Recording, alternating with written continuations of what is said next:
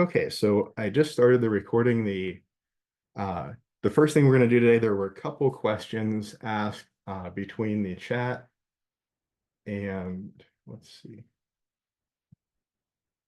Yeah, question in the chat and a question that was asked before we started the recording. And I think that the answers to some of these questions are on the Blackboard site. So I just wanted to kind of refresh everybody's memory about where everything is on the Blackboard site. So if you go to courses.ccac.edu and go into our course show, you can follow along if you want.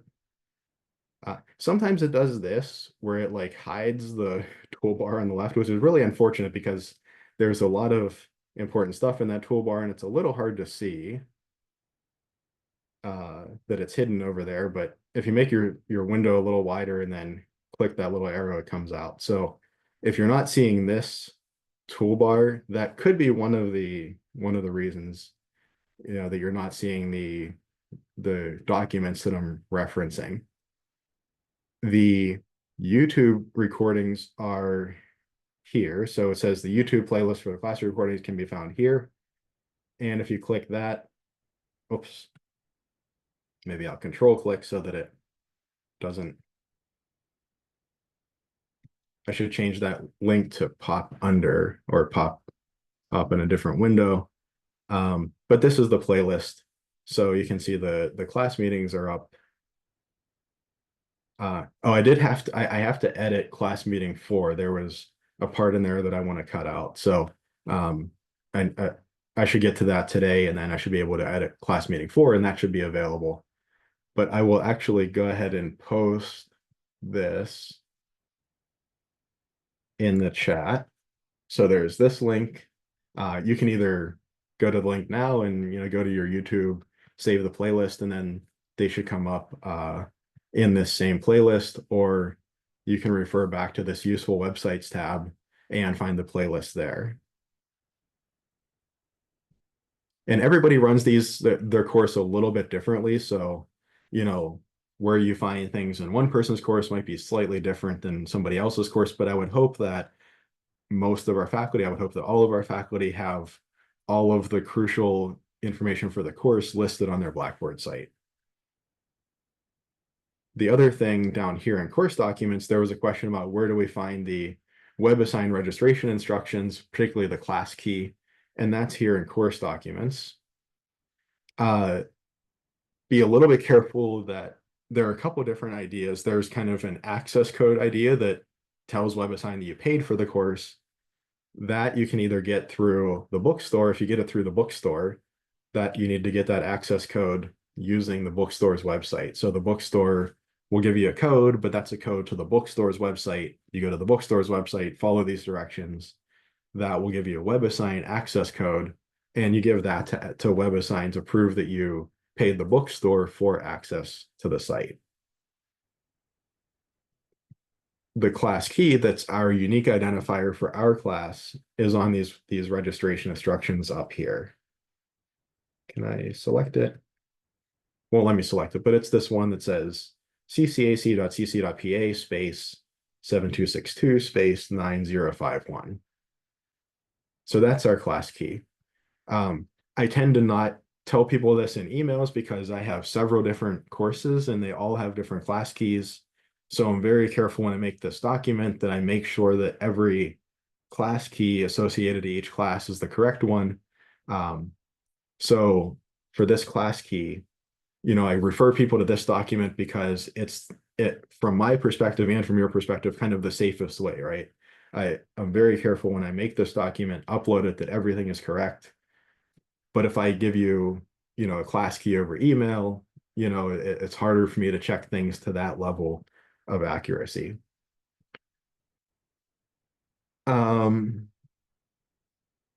Yeah, so if you need an access code, so if you go to WebAssign, if you haven't created an account yet, if you haven't gotten into the course yet, the easiest way is just to go to this enter class key. This is where you'd enter this ccac.cc.pa and those numbers. So that's kind of to get into the course. You can use the 2-week free trial, or at least you could I think it probably expired this past weekend. Unfortunately, WebAssign like half the time calls it a class key and half the time calls it a course key. I do wish they would be a little more clear about what they're talking about there. So, but class key and course key basically mean the same thing. Um, you can click down here for a little more information that where it says that the course key or the class key looks like this. This is what ours looks like. ccac.cc.pa is CCAC's school name and then the numbers after that. The access code is a different thing. So once you kind of are associated with our course, have your account set up and all of that, you need to pay for access some way. This is basically in lieu of paying for a textbook. The kind of old model is you would go into the bookstore, you'd buy a physical textbook, and it would just come with these ancillary resources for free. Now, in the more digital age, it's a little more streamlined that you kind of pay for the ancillary resources and you get the book for free. So it's kind of a similar setup, just, what you're paying for looks a little different. So the access code is what you would either get from the bookstore via this kind of print on a receipt kind of setup, or if you wanted to go straight through WebAssign, I don't think I can get that page to come up, but if you wanted to go directly through WebAssign, you could use these instructions and you could purchase access that way. So if you wanted to use a credit card through WebAssign, it's a few dollars cheaper, and it's a little more streamlined of a process. Those are the pluses. The minuses are you can't use financial aid if you go directly through WebAssign. And if you were to drop the course or something like that, it can sometimes be a little more challenging to get your money back. If you drop the course, I think it's usually easier to get your money back through the bookstore, and you can use financial aid through the bookstore. So there are pluses and minuses for both. And you can find, lots of other information in the syllabus tab, information about the textbook, the link to the textbook, all of that in the Blackboard site. So if you have a question about something, I would say first thing, go into the Blackboard site, look around, see if you can find it in here. And if you don't, then let me know. And, I'll either direct you to the right folder in the Blackboard site or give you the answer directly. And of course, if you ever have questions about content or anything like that, how do I do this problem or something on WebAssign, that's not going to be addressed in the Blackboard site. This is more for the administrative stuff. So I think I've answered the questions. Are there still any questions on any of this? Yes, it only gave me like 4 days. It didn't give me 2 weeks. And I forgot to purchase it yesterday, and now I go on, it's gone. Yeah, so So, the 2 week access is from the start of the course. So from oh, yeah, that would have been the start of the course was actually 2 weeks ago today. So it probably okay. would have expired like yesterday, maybe Sunday, depending on what I set the open date of the course as. Yeah, so that 2 week free trial, that the goal was for everybody to kind of get logged in and get set up that first week. So yeah, if you weren't able to get on that first week, then would look a little bit less than 2 weeks, but so it's 2 weeks from the start of the course, and yeah, probably expired yesterday. Yeah, WebAssign, Okay. yeah, WebAssign does it 2 weeks from the start of the course. If you've used my lab, like my math lab, my econ lab, those kind of things, um, they do 2 weeks from the time you sign up. So the two systems are a little bit different, but ideally everybody's signing up pretty close to the beginning of the course, the first couple weeks. Um, so it just gives you that little bit of a buffer to kind of work out any financial issues. But Oh, okay. So how do I know if I'm choosing the correct book? if you're choosing the correct, did you say book? Yeah. Well, the book is Well, on associated with the WebAssign. course. Yeah, yeah. So if you use the Well, not the book. yeah, Online, to do the assignment and stuff. Like, how do I? yeah, yeah, if you use this class key, then you're in the correct section. So you're in the section that's associated with our class section, with the material we're covering, with the book that we're using, and all that. So this class key that on screen right now is the correct one? Yes, it is. Yeah. Yeah, that's the Okay. one that's linked in the Blackboard site, and that's the ccac.cc.pa. And you recommend going on WebAssign and just doing it like you showed on the screen? Um, yeah, that's probably the easiest way. Just going to webassign.net and Okay. then click enter class key. And if you enter this key, which unfortunately I can't select for some reason, it's not being cooperative, but what was it? 7262905 Oh, actually, I have it in there already. So, and click access course. You'll see that, this is the right section. You see my name. You can click continue.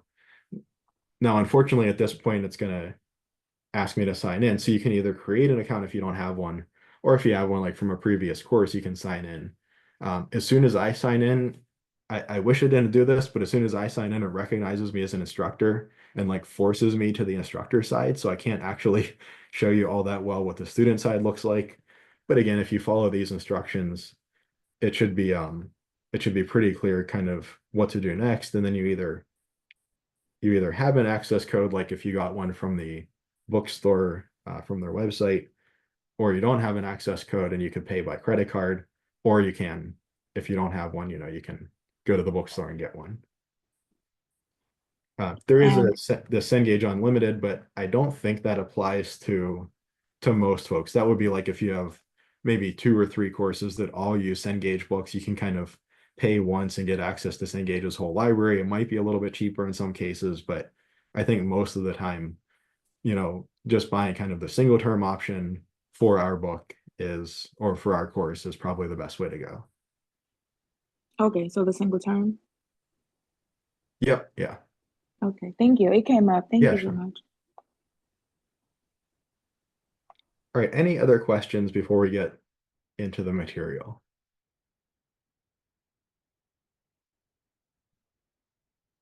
Thank you so much. Yeah, yeah, absolutely. Yeah, let me switch things back over.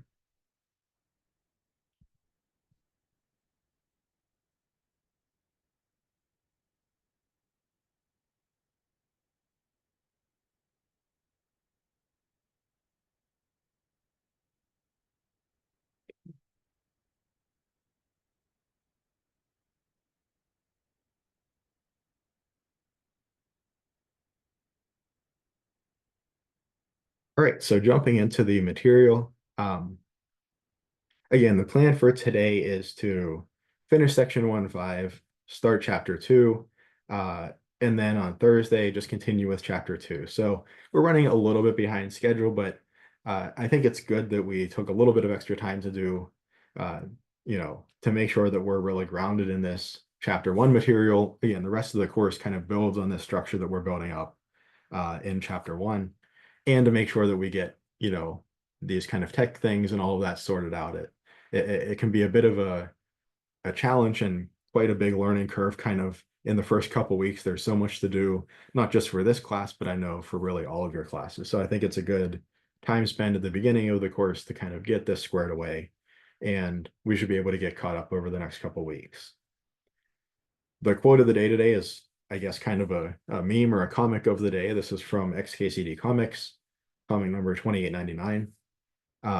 So one person says, when a metric becomes a target, it ceases to be a good metric. So when something that we use to evaluate how we're doing at a more fundamental level, when we take that number, say that we're using to evaluate ourselves, and we focus just on that number instead of making that fundamental thing better, then it's no longer a good metric, is what he's saying. And then the other guy says, sounds bad. Let's offer a bonus to anyone who identifies a metric that has become a target. In other words, making, metrics that have become targets, a target itself.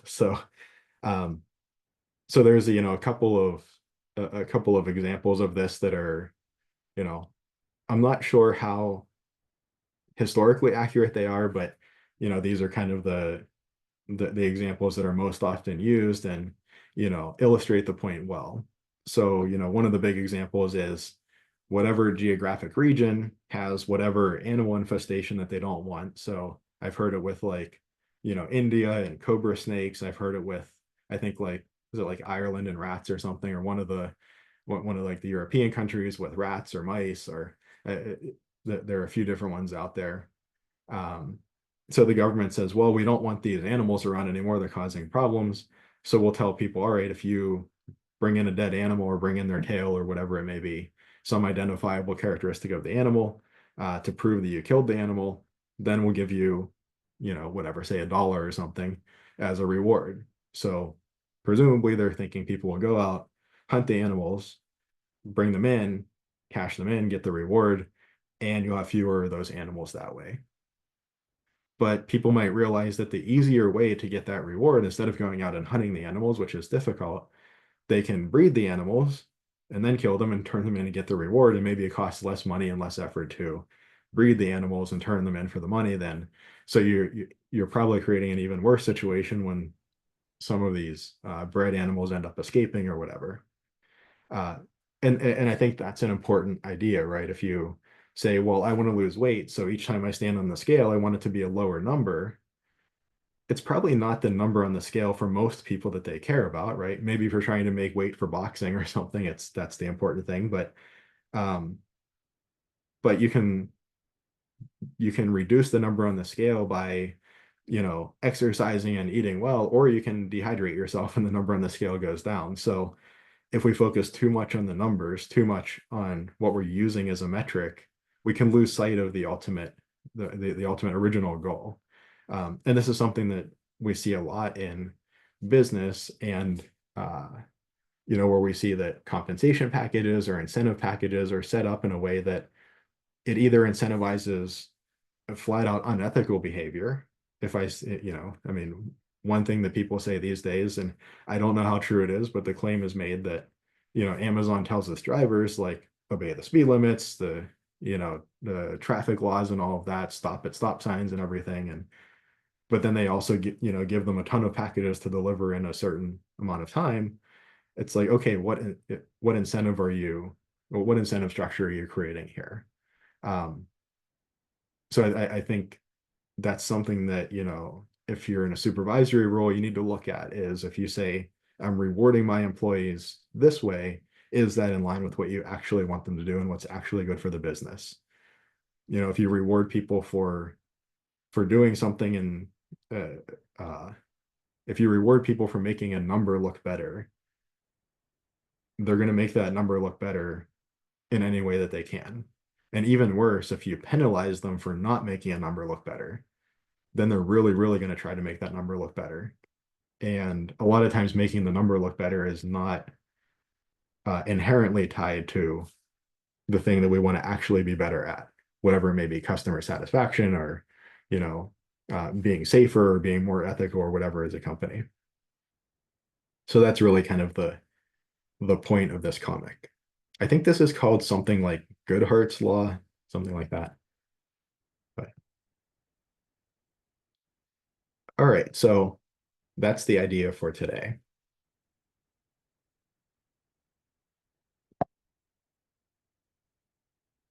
So we left off in 1.5. We were discussing some of the properties of division, how some of the properties of multiplication don't really carry over too nicely to the world of division. And then also some additional properties of division, things like we don't want to divide by 0, but 0 divided by a non-zero number is always 0, things like that. Something we haven't really talked about so far, but is an important idea, and now that we have the idea of division we're going to discuss, is the relationships between the 4 basic operations. So in particular, addition is related to subtraction and multiplication is related to division.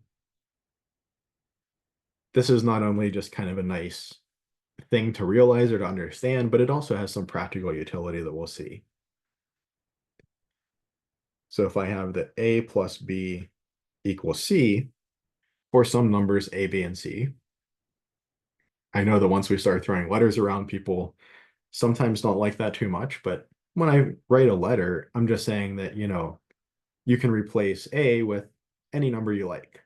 In this case, we're kind of restricting ourselves to whole numbers for now. So let's, think that we're only using whole numbers 0, 1, 2, etc. But a could, be really any number as we go through the course. The same with B and the same with C. And we have an equation here. So we're saying that these two sides represent the same thing. Well, this addition statement here, A plus B equals C, is associated with the subtraction statement, A equals C minus B. In other words, if the addition statement is true for a certain choice for A, B, and C, for certain numbers A, B, and C, then this associated subtraction statement, A equals C minus B, will also be true. And vice versa. This is kind of nice because addition is easier to do than subtraction. So if I do a subtraction problem, for instance, if I say 5 equals 8 minus 3, obviously an easy subtraction problem. We'd usually be thinking of doing this with harder subtraction problems. I have a claim here that I've made. Is it correct? Right? I might, oops. I might put a question mark there for the time being because I've gone through my work. I think that it's right, but can I check it? Well, I know that if 5 equals 8 minus 3, then it should be true that 3, or let me write it the correct way, 5 plus 3 equals 8. I can check this addition and make sure that it works out. This does work out. That's allowed me to check the subtraction problem as well. So I've verified, I've checked my subtraction problem using addition.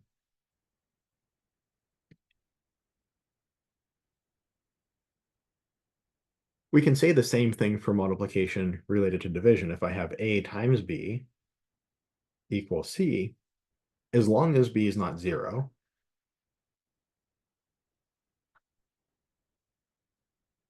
that's associated with the division problem or the division statement. A equals C divided by B. So multiplication and division are related the same way.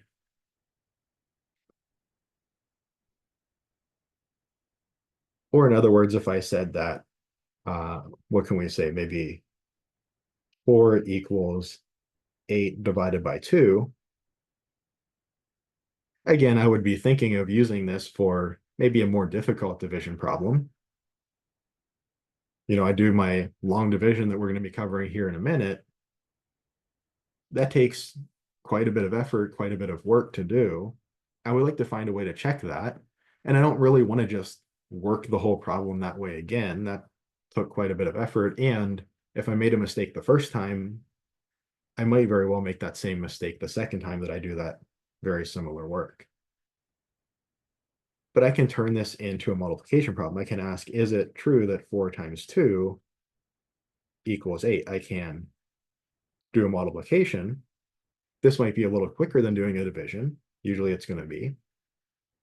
And it's a different process. So I have kind of a different method of checking myself. I see that this is true. So therefore this will be as well. So we want to understand that we can kind of move back and forth between addition and subtraction. They're both related to one another. And similarly with multiplication and division, both related to one another. This for the purpose of checking our work, but also we're going to see this come up and be pretty useful in the next couple of sections when we start solving equations.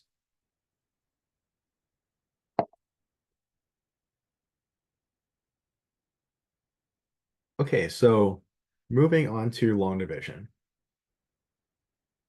We had done some examples where we divided some numbers like, 8 divided by 2 and got 4. These were division problems that were kind of easy enough for us to work through, I guess, kind of mentally, right? That we just kind of knew what the solution was, or we might have been able to draw out counters and kind of divide them up in certain ways. But if I have a number like 528 and I want to divide that by 4, I don't want to try to write out 528 counters and make groups of 4 with them. right? That's just that's not going to scale very well. We need to figure out a way to do division that doesn't rely on graphical techniques or kind of writing out counters or even squares, rods, and blocks for that matter. We need to find a way to do this a little more abstractly, just kind of looking at the numbers. And here are steps for long division. Instead of talking through the steps, which I think is going to be quite complicated because we have, write the quotient above the dividend and so on, right?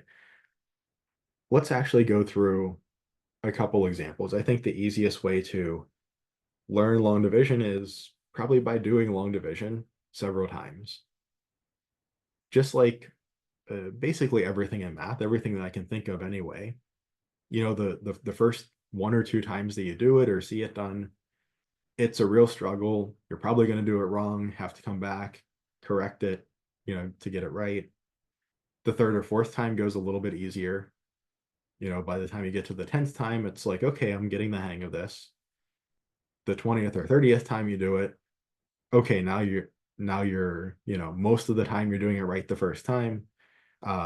The process is much clearer. So it's one of those things that comes with practice. And I think that's really the biggest thing with math is, I've said this a couple of times already, I'll repeat it again, that, doing a little bit of work every single day is much, much better than doing a lot of work on one day. Particularly if you try to do a lot of work, say on Sunday evening, right before the homework is due, that's kind of setting yourself up for failure. You're not giving yourself enough time to really internalize the ideas and what's going on. That's making everything, quite a bit more difficult.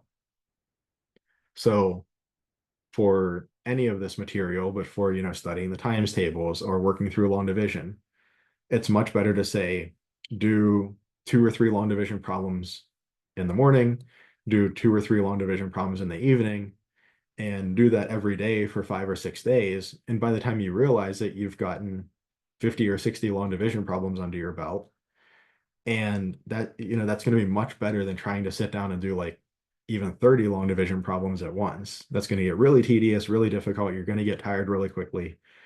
But doing them in little chunks, if you break that up over, say 5 days, 6 days, something like that, you're going to have done a lot of problems over the span of a week or two. And you'll have, I think, maybe even surprised yourself at how quickly you've achieved mastery over something that looks really complicated the first few times that you see it. All right, so let's look at this problem, 528 over 4. Now, we're not going to go through this in complete detail from the blocks model, but if we just kind of imagine we have 5 squares, 2 rods, and then 8 blocks. Remember from last time, if I said I want to start splitting this into 4 equal groups, I have kind of 5, let's say, bins down here.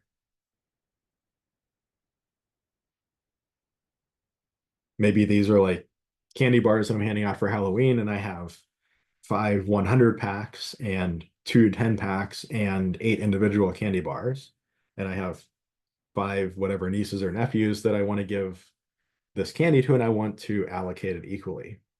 I probably wouldn't start with the 8 individual candy bars and then break up the 10 packs and then allocate those, and then break up the 100 packs into a whole bunch of individual candy bars and allocate those. I probably would start with the 100 packs, right? The first, oops, I drew one extra niece or nephew. So over 4, I'd probably start by saying, okay, I have 5 100 packs. Is that enough to give each trick-or-treater, each niece or nephew, whatever, 1 100 pack? Yeah, it actually is. So I would say since 4 goes into 5, since 5 is a bigger number than 4,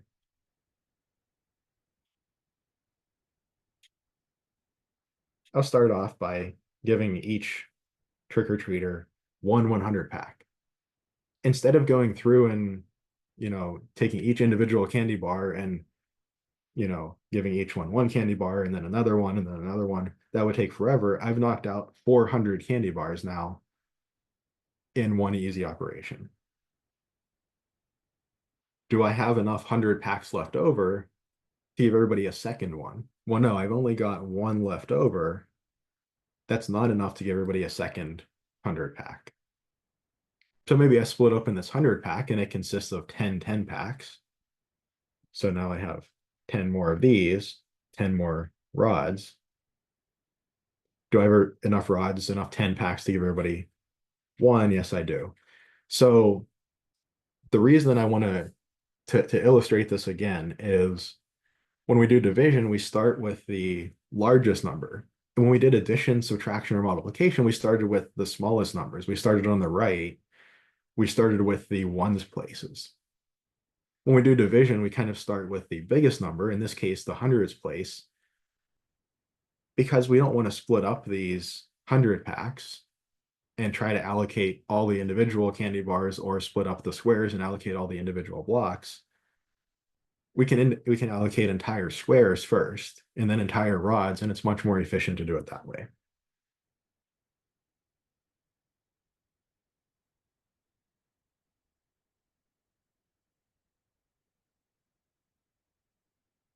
Okay, so what does this process look like? And I think this is where people get stuck, is we're doing the same thing that I just did there, allocating squares first. For any squares that are left over, we choose to rethink about them in terms of rods. Each square makes 10 rods. I have some more rods. I put all my rods together. I allocate the rods next. If I have some rods left over, I break those into blocks, put the extra blocks from my original number on that, and then I allocate the blocks. So what does that look like in this process? We start by writing 528. We write our long division symbol, this symbol here. As far as I know, it doesn't have a name other than long division symbol. You can kind of make something that looks like it by making a parentheses and then drawing a number with like an overbar over top of it, but it's not the easiest symbol to kind of draw in like Microsoft Word or OneNote or anything like that. So 528 we put inside of the long division symbol, and then to the left of the long division symbol we put 4. So note that the ordering is kind of flip-flop from the way that we would usually write this. We'd usually write this 528/4 or 528, the what's called the obelisk symbol, the divided by symbol 4.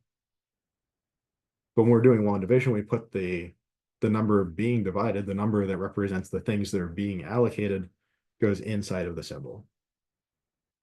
And then kind of the number of bags that we're allocating to goes outside. The first question that I ask myself is I look at my leftmost number for the number that's inside. And I ask, does 4 go into 5? In other words, what I'm asking is 5 bigger than 4? Or phrased another way, do I have enough squares that I can give everybody at least one square? I have 5 squares. I have 4 bags to allocate them to. Yeah, everybody can get at least one square. How many times does 4 go into 5? How many squares can I give everybody if I have 5 squares and 4 people I need to allocate them to? I can only do 1. Each person gets 1 square. Now, if I take from my 5 squares, if I take 4 of the squares, put them into the bags. If I take 4 of the 100 packs of candy, put them into the 4 trick-or-treating bags. How many squares, how many 100 packs have I taken care of? Well, I do 1 times 4. 1 times 4 is 4. And I subtract that off. Why am I doing this? Why am I multiplying and subtracting? Well, because at this point, this 1 represents me having put 100 pack into each of the 4 bags. That has accounted for 4 of the 100 packs. I started with 5 of them. I allocated 4 of them to bags. I have 5 minus 4 or 100 pack that's left over. Now at this point, I have 100 pack left over and 4 bags to allocate to. I can't give everybody a second 100 pack. I don't have enough. Now I'm going to shift my thinking and I'm going to think of that 100 pack as 10 10 packs, or that square as 10 rods. So I now have this 1 representing 10 rods. Okay, that 1 representing 10 rods came from my 100 pack that was broken up, or my 1 square that was broken up. Do I have any other rods, any other 10 packs of candy that from when I originally started that I want to add into this? Yeah, I actually do. I have my 2 here representing those 2 10 packs. I have 10 10 packs from that 100 pack that split into 10 10 packs. And then I also have 2 10 packs that were there when I started. And now I do the same thing again, but with the 10 packs. I say, is 12 bigger than 4? Does 4 go into 12? Yes, it does. How many times does 4 go into 12? In other words, I have 12 10 packs. I have 4 nieces and nephews, 4 bags I want to fill up. How many can I allocate to each bag? I can put, yeah, exactly. Yeah, 3. So I can put 1 in each bag. That would use up 4 and leave me with 8. I can put a second in each bag. That would use up another 4 and leave me with 4 left over. A third in each bag takes care of them all, because 3 times 4 is 12. So 4 goes into 12 3 times. And I take the same step that I did before. I do 3 times 4 is 12. What does this 12 represent? This represents the number of 10 packs that I have allocated. I started with 12 10 packs. I had 4 bags. I actually allocated all 12 10 packs. I gave each person 4, or each of the 4 people 3 10 packs. I have no 10 packs left over. So I've accounted for all of the 10 packs at this point, all of the rods at this point. Now let's do the same with squares. How many squares do I have? Well, I have no 10 packs that I need to break into individual candy bars. I have no rods of 10 blocks that I need to break into individual blocks. But I do have 8 blocks, or 8 individual candies from when I started. And I ask one more time, how many times does 4 go into 8? It goes in 2. 2 times 4 is 8. Or in other words, I had 8 blocks. I can split them into the 4 bags, giving each person 2. And that accounts for all of my blocks. I have no blocks left over. So 528 divided by 4 is 132. Each of my 4 nieces and nephews gets 100 pack, 3 10 packs, and 2 individual candies. So 528 divided by 4 equals 132. And that's my answer. Now, again, I went through this, fairly slowly. I wanted to really drive home the point of what's happening at each step. Because if you don't really think about it in terms of these squares, rods, and blocks, or if you don't think about it in terms of 100 packs, 10 packs, and individual candies, or something like that, it's really easy to just say, okay, I kind of know this is the process to follow, but I have no idea why I'm doing these things. Like, I do all of these things, I get the answer, but it's just kind of like magic. But I'm trying to drive home why we do what we're doing here. So let's look at another problem. We want to divide 465 divided by 5, or 465 over 5. We'll do it a little more quickly this time.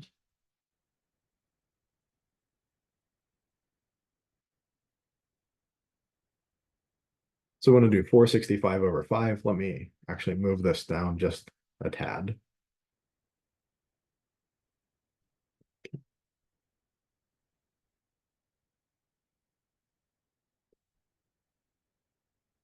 Now here, what happens for the first step.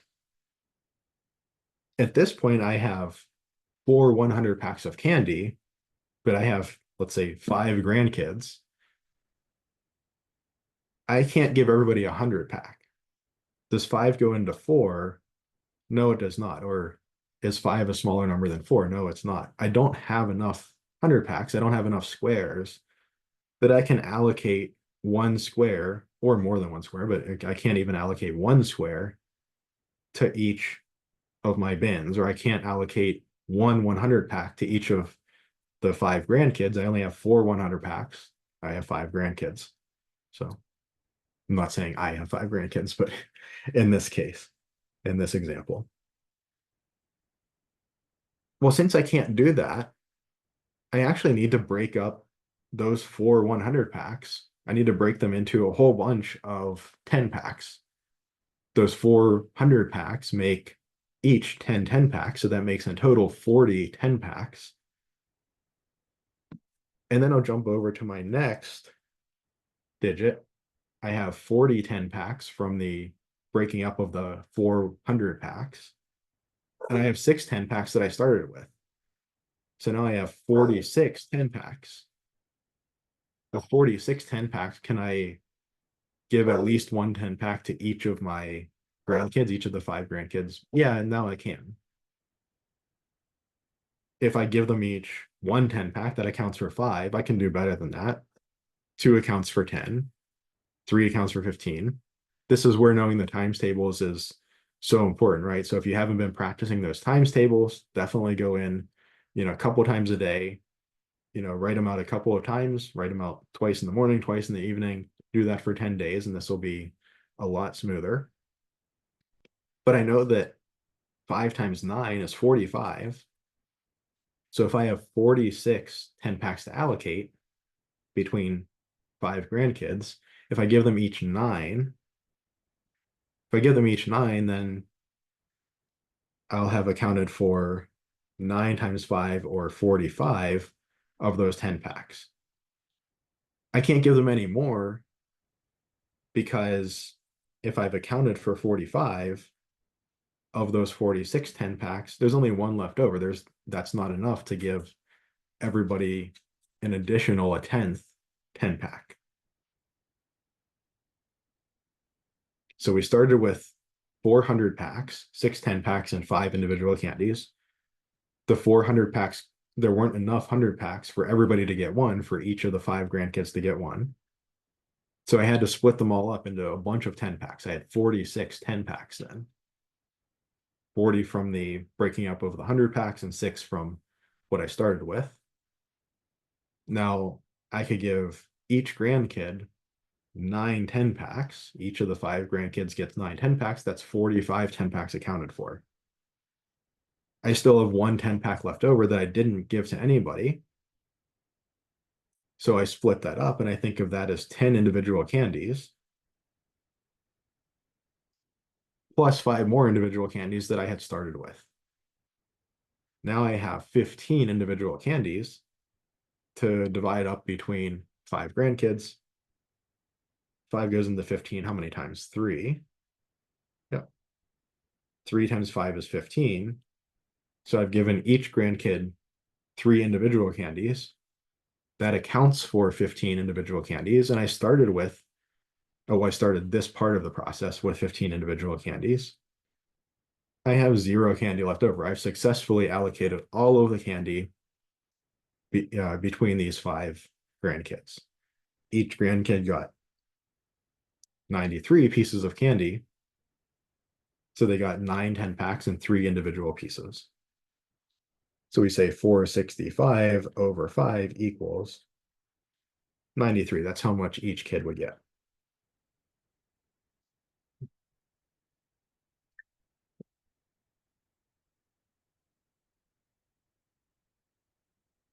Now let's look at this example.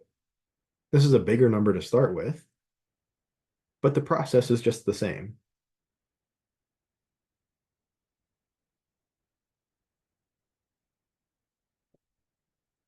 So it might be a little silly to think of these as candies at this point, since we have 2,400 of them, but we'll keep going with the metaphor, as silly as it may be. So I have 2,471 candies, so I could imagine, maybe again, not super realistic, but I could imagine that I have 1,000 packs of candies, huge Sam's Club bag or something of candies. I have two of those, two 1,000 packs. I have 400 packs. I have 7 10 packs and one individual candy. Do I have enough 1,000 packs? I have two of them to give to my, 7 little kids on my block. It's my 7, neighbors' kids. Well, no, I only have 2,000 packs. I can't give each of these 7 kids a 1,000 pack. So I need to break up my 1,000 pack into 100 packs. Each 1,000 pack makes 10 100 packs. So those 2,000 packs make a total of 20 100 packs plus the 400 packs that I kind of started with. Does 7 go into 24? Is 24 a bigger number than 7? Or do I have enough 100 packs now that I have 24 of them that I can give each neighbor kid, each of the 7 neighbor kids, at least one? Well, yes, I can now. In fact, I could give them 2. That would use up 14. 3 would use up 21. If I tried to give them 4, I'd need 2,800 packs, but I only have 24. So I can't give them 4. I can only give them 3. Note that I'm writing the 3 kind of above the hundreds column here. It helps to keep things organized. It might not seem like an important thing at this point, but later on it becomes a little more important. But I give each of these 7 neighbor kids 300 packs. 3 times 7 is 21. I've used up 21 of my 2,400 packs. And I've got 300 packs left over. At this point, I have 300 packs. That's not enough to give one to each of my 7 neighbor kids. So I need to break those 100 packs into 10 packs, making 30 10 packs. And then I had some 7 10 packs to begin with. So that gives me a total of 37 10 packs that I now want to allocate. With 37 10 packs, are there enough to give at least one to each of the 7 kids? Is 37 bigger than 7? Yes, it is. I can give each kid 1, certainly. That would use up 7 of them. I could even give them 5. I know 7 times 5 is 35. So I could give each kid 5 10 packs now.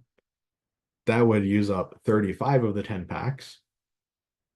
I cannot give them 6 10 packs because 7 times 6 is 42, but I only have 37 to give out. That would require 42 to give them each 6. So the most that I can give them each is 5 10 packs each. 5 times 7 is 35. I've given each of my 7 neighbor kids 5 10 packs in addition to their 300 packs. That's used up 35 total of my 10 packs out of my 37. That leaves me with 2 10 packs left over. Not enough to give everybody another 10 pack. I only have 2 of them to give out, and I have 7 neighbor kids. So I have to break these 10 packs into each 10 individual candies, giving me 20 individual candies plus the 1 individual candy that I kind of started with at the very beginning. Now I have 21 individual candies. Can I allocate those between my 7 neighbor kids? Sure. 7 goes into 21 3 times. I can give each kid 3 individual candies. 3 times 7 is 21. And when I do that, when I give each of my 7 neighbor kids 3 individual candies, I'm left with 0. I've used up all of my candies and allocated them all equally to these 7 neighbor kids. Each kid gets 353 candies, or they get 3 100 packs, 5 10 packs, and 3 individual pieces. Almost one for every day of the year, I suppose.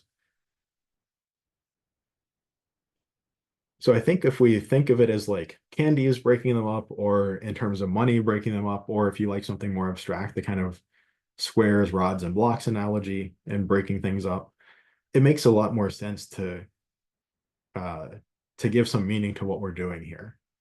Otherwise, it's like, wait, why do I multiply and then subtract and then get a result and bring a number down? It seems all very arbitrary until you think of it this way. At least that's my perspective anyway. Honestly, I didn't know why long division worked the way that it worked until I started teaching the material. I probably could have like thought about it a lot or something, but like nobody ever said this is why long division works this way. It's just like this is the process, memorize it, and that's probably not the best way to learn something like this. So I'm trying to hopefully give you guys a perspective that I didn't have until I started teaching the material. They always say that you never learn something as good as you do when you teach it. So if you're trying to explain it to somebody else, you need to understand it in more different ways, I think, than if you're just trying to understand it well enough for you to do it yourself. Okay, so let's look at an example. Again, sometimes people look at word problems and they think, oh, word problems are so difficult. But remember, one of the nice things about word problems is you have a context. If I just say 2,471 divided by 7, I claim that equals 353. Is that right or wrong? Like, I don't really know. But if I know that somebody got a shipment of 152 roses, they want to make bouquets of 8 roses. If I come up with like 1,000 bouquets, like something went really wrong, right? That wouldn't make sense. If I come up with like 2 bouquets, that wouldn't make sense either. Something went really wrong. I at least have a gut feeling that she should be able to make a bunch of 8 rose bouquets out of 152 roses, but not an absurd amount, right? Okay, so she wants to take these 152 roses and kind of allocate them in a sense into 8 bins. The bins here we might think is like, the first rose put into each bouquet, the second put into each bouquet, third, fourth, fifth, sixth, seventh, and eighth put into each bouquet. How many bouquets can she make? Well, that's 152 divided by 8. Let's figure out what that is.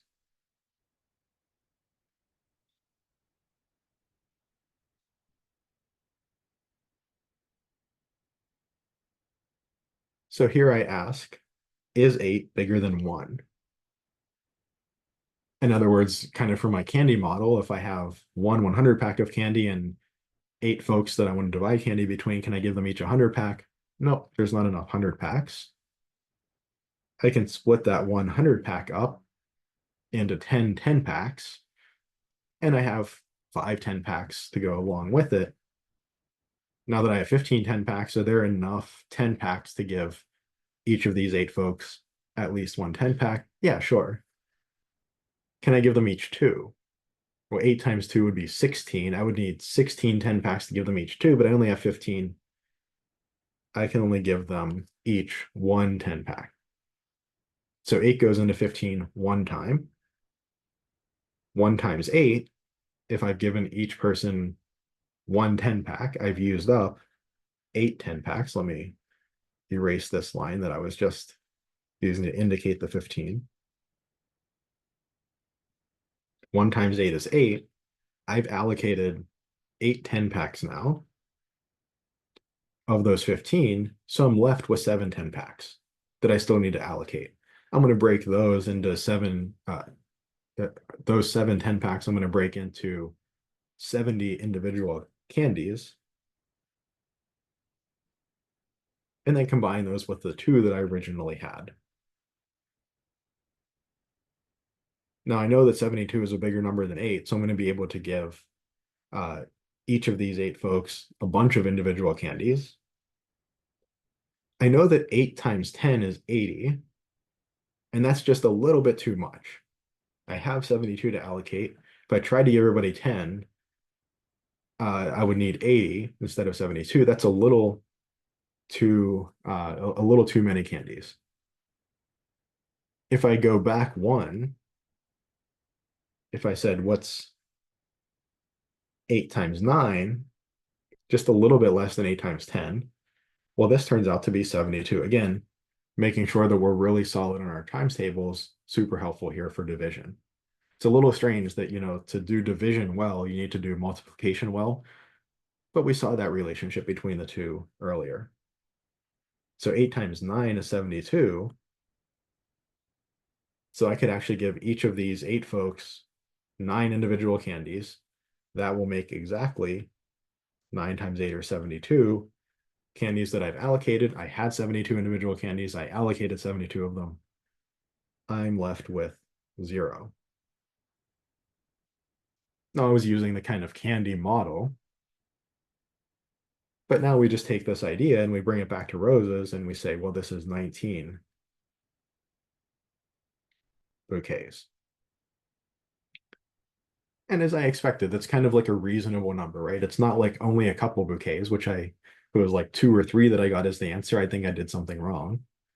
And if it was like 200 bouquets, like that wouldn't really make any sense. I only started with 150 roses. How do I make 200 bouquets of 8 roses? So in these word problems, I usually have a context that I can use to help guide my thinking and help check my answer.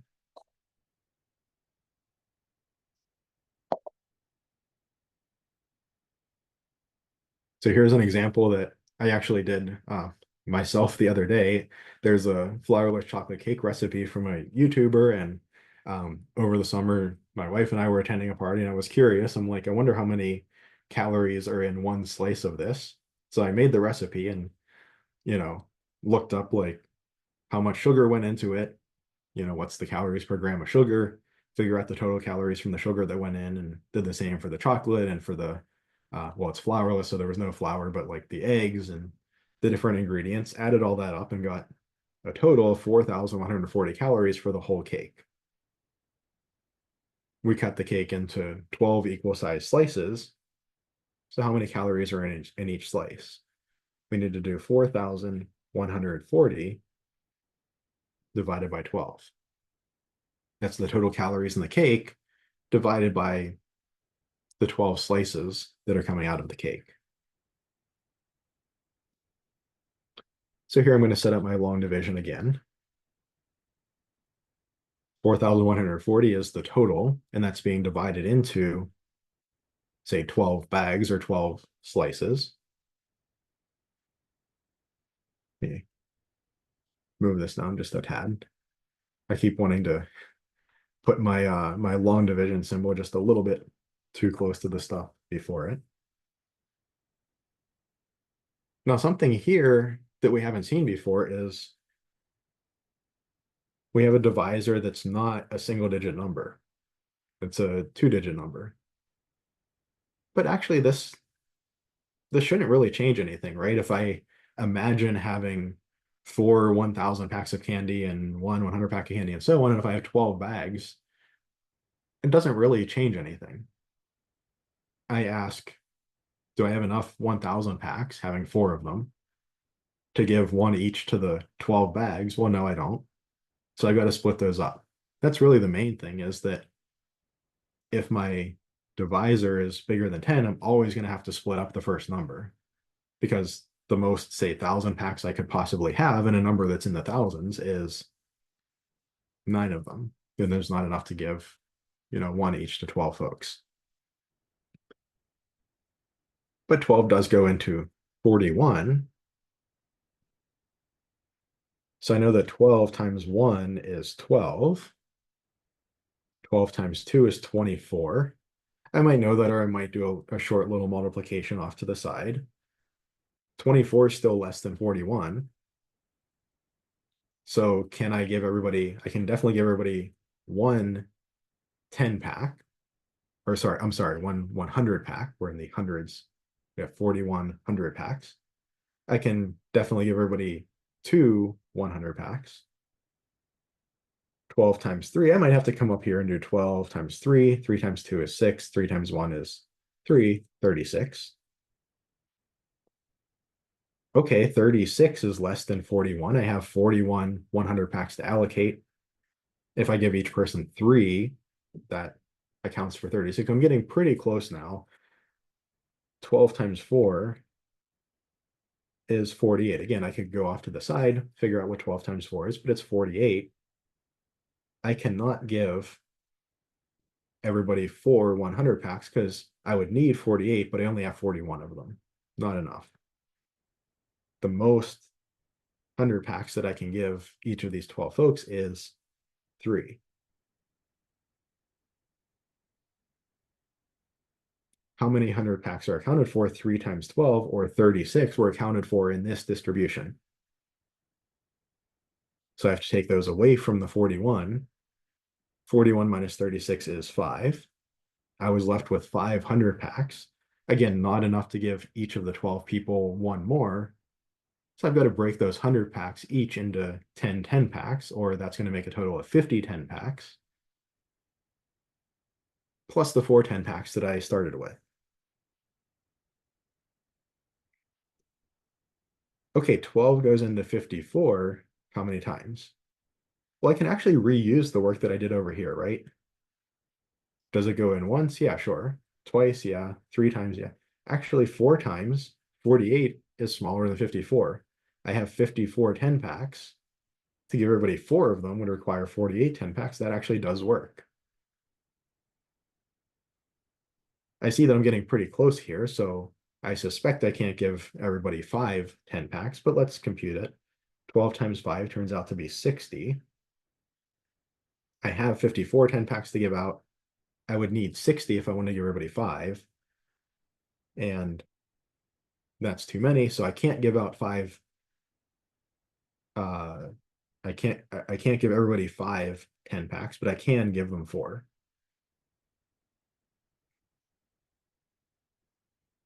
And I see that 4 times 12 from over here is 48. If I give each of these 12 folks 4 10 packs of candies, I will have given out 48 10 packs of candies. I started with 54. I have 6 left over. Those 6 10 packs now, again, I don't have enough to give each of the 12 folks one more from this 6. So I have to break those up into individual candies. Those 6 10 packs of candies break up into 60, 6 times 10 individual candies. And I actually started with 0 individual candies. So I just have those 6 10 packs breaking into 60 individual candies. And I noticed that 12 times 5 equals 60. So I can give everybody 5 individual candies. 5 times 12 is 60. That accounts for all of the individual candies. All of my candy, so to speak, is distributed. And now I switch my thinking, switch my framing back into the original problem. If I have 4,140 calories, we'll do instead of candies. Calories are a little more abstract. Candy is a little more tangible. That's why we just thought in terms of candies, but switch back to calories. If I have 4,140 calories divided between 12 slices of cake, that's 345 calories per slice of cake. So let me actually say that. Calories per slice of cake.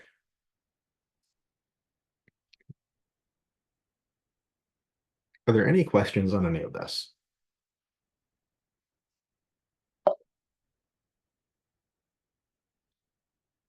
Okay, so you might be thinking at this point, well, couldn't I have a situation where instead of ending with no candies where everything allocates perfectly, couldn't I be stuck with like 3 candies left over and 12 people to give candies to, and then they're individual candies at this point? What do I do?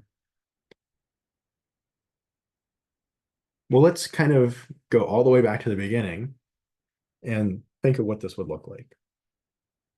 So here I have 10 frogs. I have 2 rows, 5 columns of frogs, so I have 10 frogs. And I want to allocate them in groups of 3.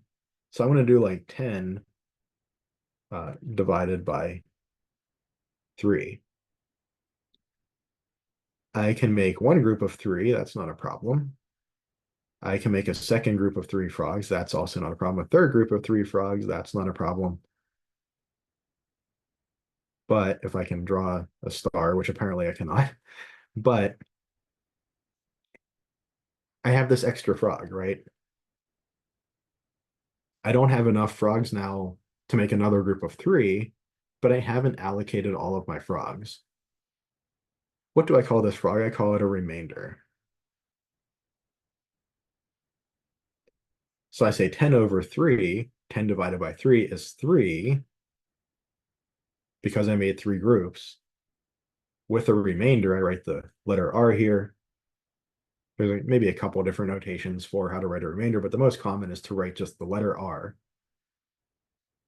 And I have 1, maybe I'll even circle him in red. I have 1 remaining.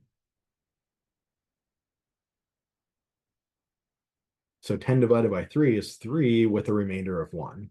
I can make 3 full groups of 3 using up 9 of the 10 that I started with. And I have 1 of the 10 that I started with left over that doesn't match into another group. It's just left over.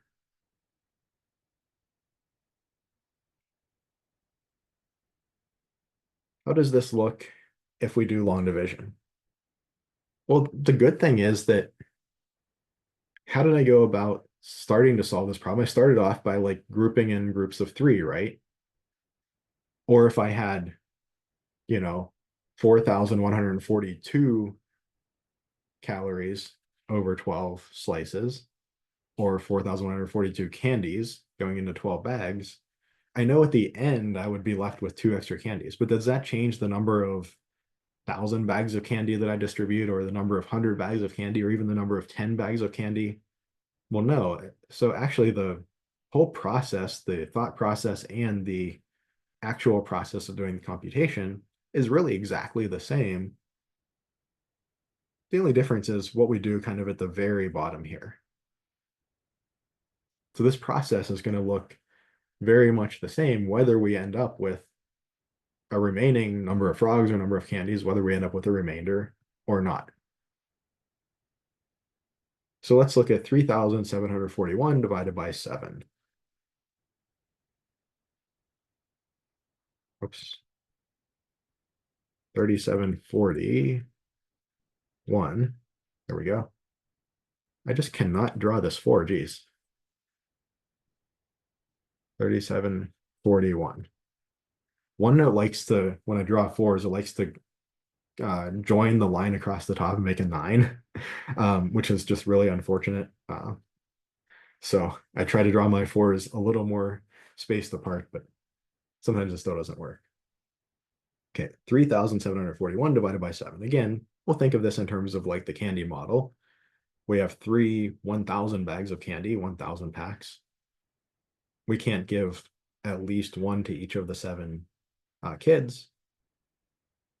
So we break those 1,000 packs into 30 100 packs, tack on the 7 100 packs that we had started with. I can allocate at least 1 100 pack to 7 kids, right? Because 7 times 1 equals 7. And that is less than 37. I have at least 7 100 packs. In fact, 7 times 5 is 35.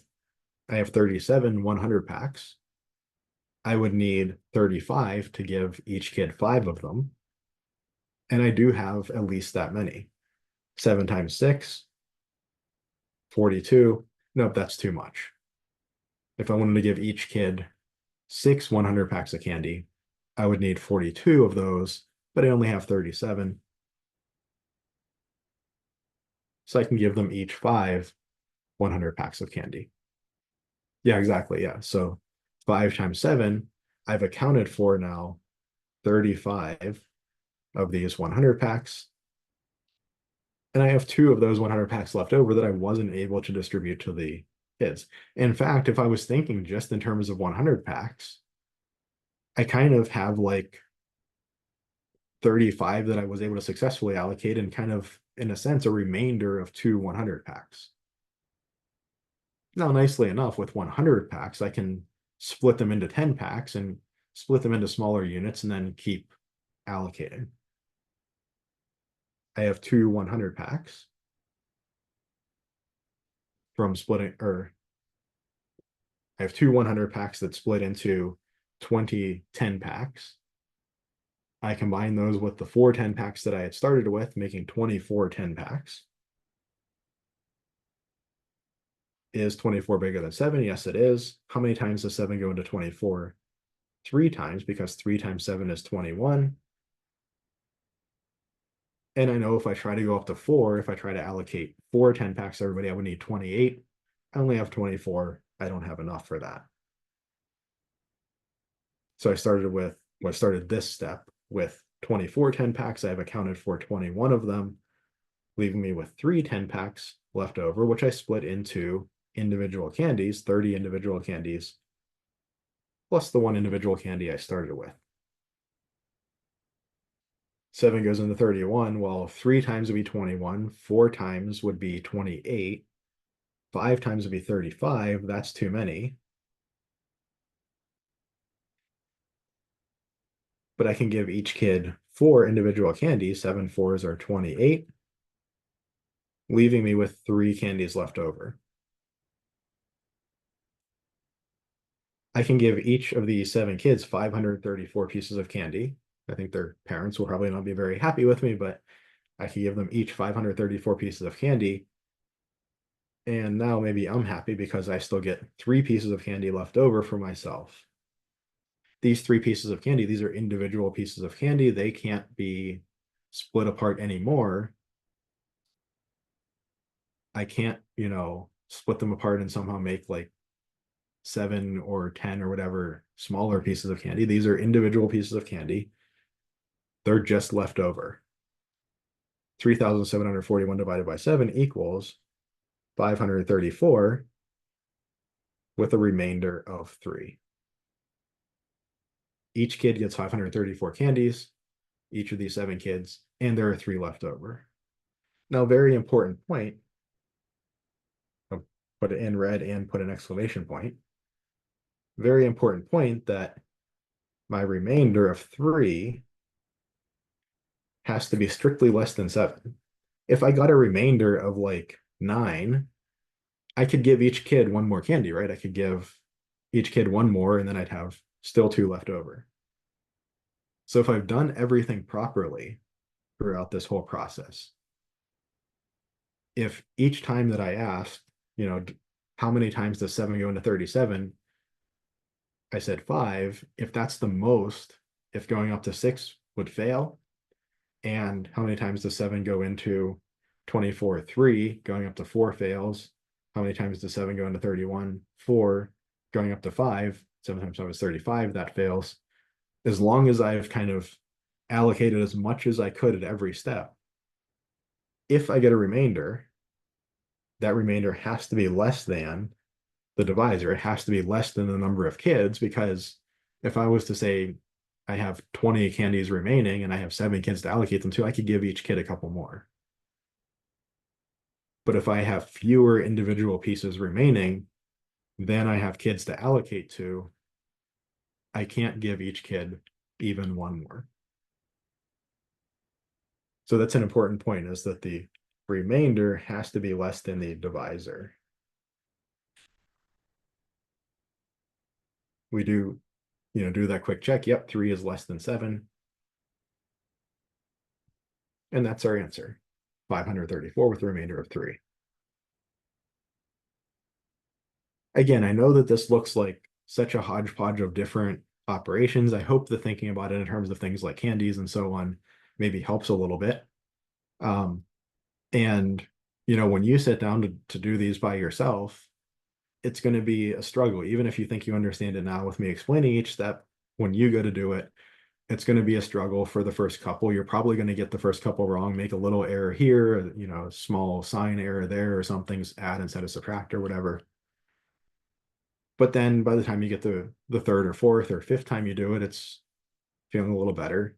The 10th or 15th problem you do, you're getting the hang of it. The 20th or 30th problem, you're doing it without a problem at that point, not making errors nearly as often as at the beginning. So it really is one of these things that you just have to kind of drill it over and over. And I think it does help to even to say to yourself, like, okay, I have 1,000 packs of candy. Can I give each of 7 kids that many? Can I give each of 7 kids at least 1,000 pack? No. Break them into 100 packs. I have 3,700 packs. Can I give each of the 7 kids at least one? Yes. How many can I give them? So I think it does help to do that, at least when you're starting out. Now, at some point, it's a little more efficient to just think of the numbers and not think of this kind of made up context. But at least when you're starting out, I think it helps. Questions on anything?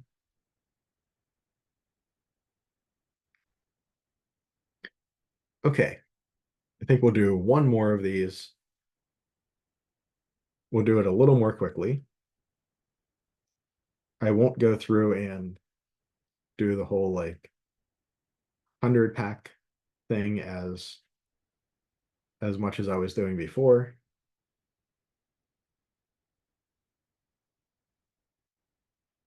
So we'll try to do this one a little more efficiently.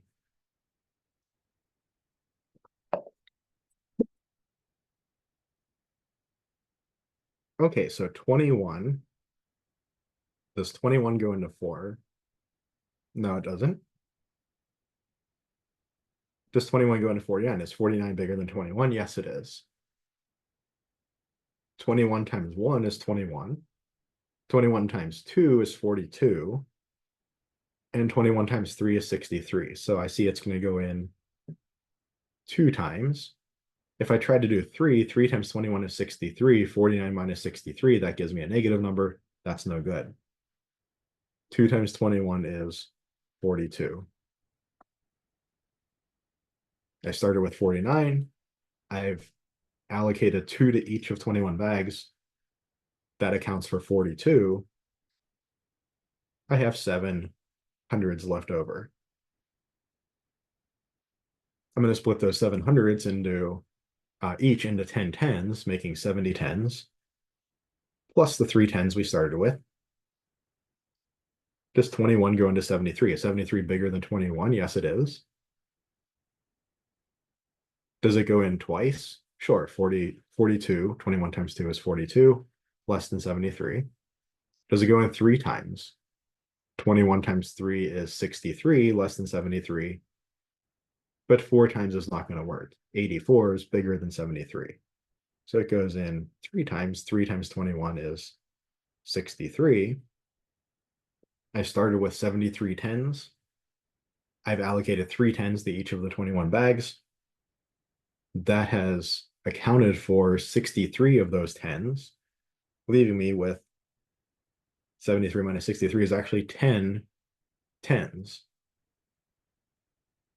leaving me with 10 tens or 100 ones, 100 individual blocks. I bring down my 3 individual blocks or my 3 individual candies, however you like to think about it. Does 21 go into 103? Is 103 bigger than 21? Yes, it is. I know that 21 times 5, I could do my multiplication over here. 5 times 1 is 5. 5 times 2 is 10. That's 105. That's a little bit too big. I have 103 ones to allocate. If I wanted to allocate 5 to each of the 21 bags, I'd need 105. I don't quite have that. I'm pretty sure it's going to be 4. 4 times 21 is 84. 103 minus 84. This might be one that I want to come off to the side and work through like this. 3 ones minus 4 ones. That doesn't work. I want to go to my tens place and borrow. But I actually have 0 tens to borrow from, so I need to go to my hundreds place. And it seems a little silly to do this, but I'll kind of cross out the 1/100s and make that 10 tens. And then I can borrow one of these tens, giving me 9 tens and 10 ones.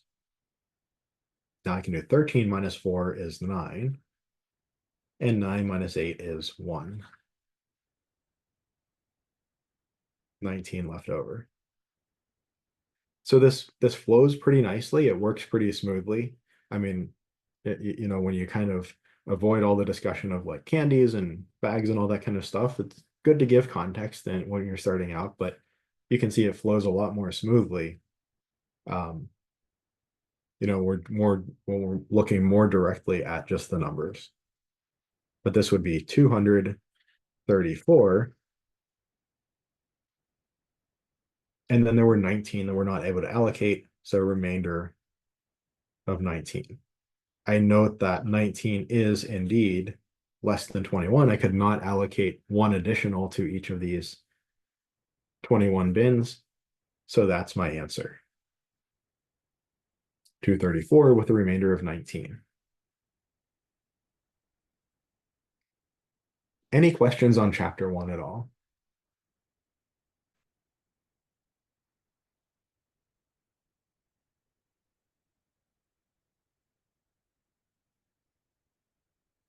Okay. Let's start in the chapter 2 then. We've got about 10 minutes, so we'll get started on this. We won't get super far.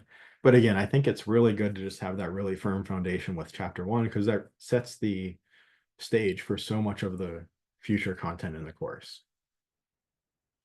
So 2.1 is switching gears a little bit.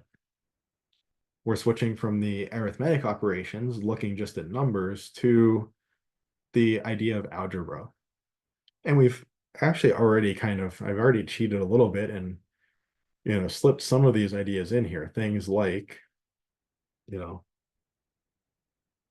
equal signs relating expressions, things like having letters abstractly represent numbers. So we've already seen a little bit of this language of algebra, but we're going to kind of formalize things. We're going to say exactly what we're talking about in what context. So we start off by just discussing what does it mean when we use variables and algebraic symbols? What does this kind of component of our language represent? In algebra, numbers represent constants. So if I see a number like, 4, that's always going to be a 4. Whereas letters represent variables. So if I see a number like m, or maybe a more typical one is like x that we often think of for math, that letter is an abstract representation of a number. It's not a specific number like 4 or 12, but it's a letter that you could put a different number in for. If I have, for instance, down here, m plus 3, I could choose to substitute 1 in for m and see what I get out, or 10 in for m and see what I get out, or maybe in another context, negative 20 I could put in for m, see what answer I get out.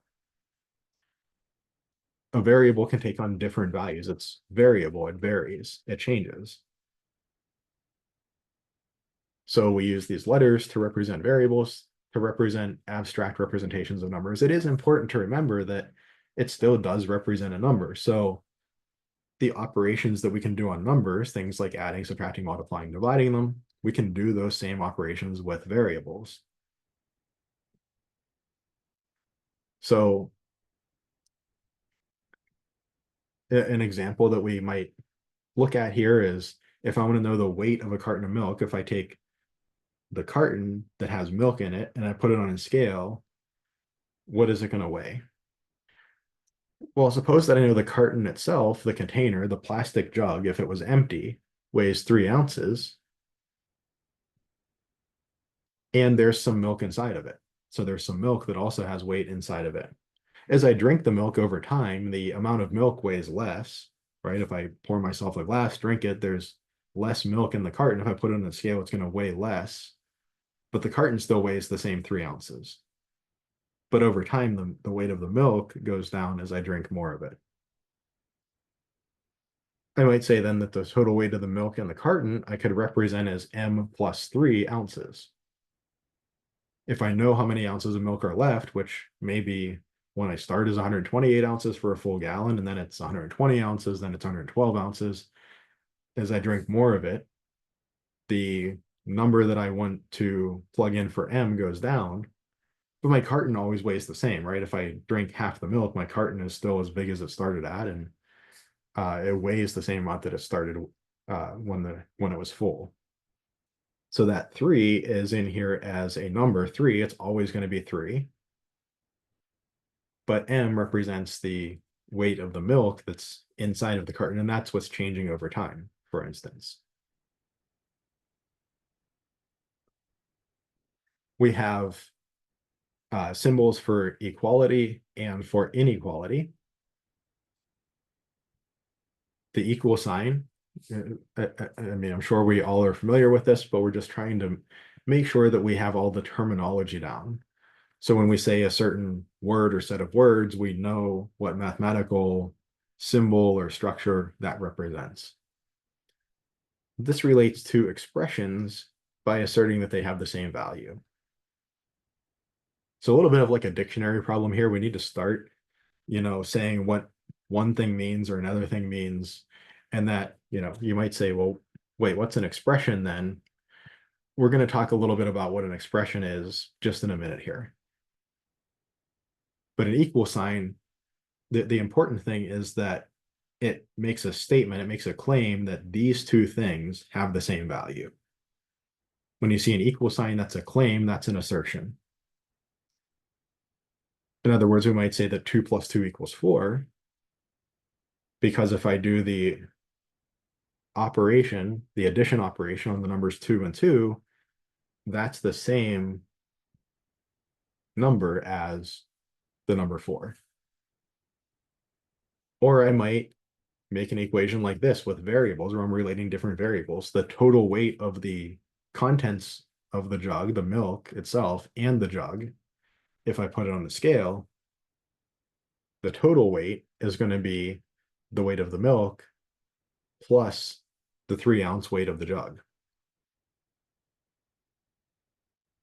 Occasionally, we want to say the two quantities are not equal. And for this, we use the sign that looks like an equal sign, but with a cross through, and we just call it the not equal sign. For instance, I might say that 2 plus 2 is not equal to 5. Or if the weight of the milk plus the jug is M plus 3, well, the weight is not M minus 3. Weight is not equal to M minus 3. We have inequality symbols as well, in order, if I can select them here: greater than, less than, greater than or equal to, less than or equal to. And we'll use these, I think, as we use them more and more as we go throughout the course, they'll become more and more familiar. But for example, 4 is greater than 3, 1 is less than 5. This is just how we would say these things. 3 is greater than or equal to 2. Greater than or equal to means the statement is true if either it's greater than or it's equal to. So 3 is greater than or equal to 2 because it's greater than 2. But also 2 is greater than or equal to 2 because 2 is equal to 2. 4 is less than or equal to 7, but also 7 is less than or equal to 7. One thing, if you're ever getting confused at which direction the sign should point, the thing that I heard a long time ago and always stuck with me is if you think of it like a alligator or crocodile, it like wants to eat the bigger number. So it always opens, the open side is towards the bigger number because if the alligator had to pick one, it would choose to eat the bigger number.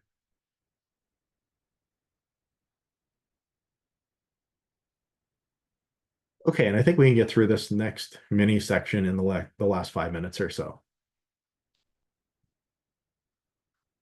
We have this thing that I'm sure you remember is very important in math, the order of operations.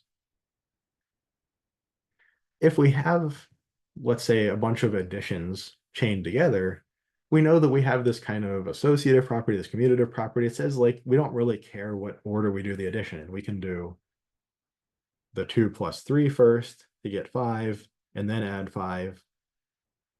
Or we could do the 3 plus 5 first to get 8, and then add 2 and get 10. We get the same answer regardless of order. If, for instance, we only are adding things together. The issue is that if we start multiplying and adding, or if we start mixing really any of the operations together, if I do 2 times 3 first, that gives me 6, plus 5 is 11. But if I did 3 plus 5 first, that gives me 8. 8 times 2 is 16. Which one should it be? Well, there's an ambiguity here. There's an uncertainty in how we should apply these operations. And that's why the order of operations exists.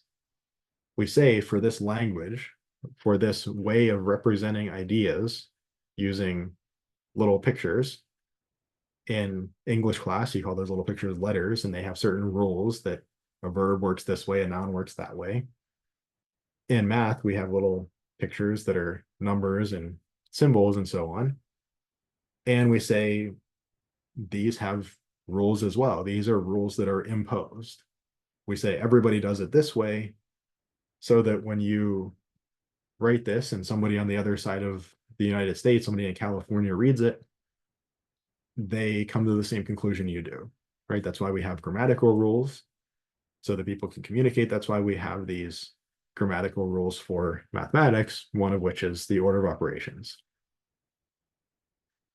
So we need to know what order to perform operations in for the 4 basic operations. We first do multiplication and division, going left to right, then addition and subtraction. So up here, the proper thing to do first is the 2 times 3 and get 6. And then add the 5. 6 plus 5 is 11. This would be considered correct. And it would be considered incorrect to do, say, the 3 plus 5 first to get 8 times 2 is 16. Why is that correct or incorrect? Simply because that's the status quo. That's how people do it. The same way that, if I say, the man threw the ball, that means something different than the ball threw the man. Why is one right and one wrong? At least hopefully the ball is not thrown to the man. Why is one right and one wrong? Because that's how we decided that our language works. That's kind of how everybody uses the language. So we create a grammar, and that's how it works. That's the same thing here. It's not to say that it's somehow inherently wrong or bad or evil or something to do it a different way. It's just we have to come up with a way to understand what these symbols mean. This is the way that we do it. So we do multiplication division first. We do the 2 times 3 before we do the addition. So we do 2 times 3 to get 6. And then after all of our multiplication and division are done, we do addition and subtraction. 6 plus 5 is 11.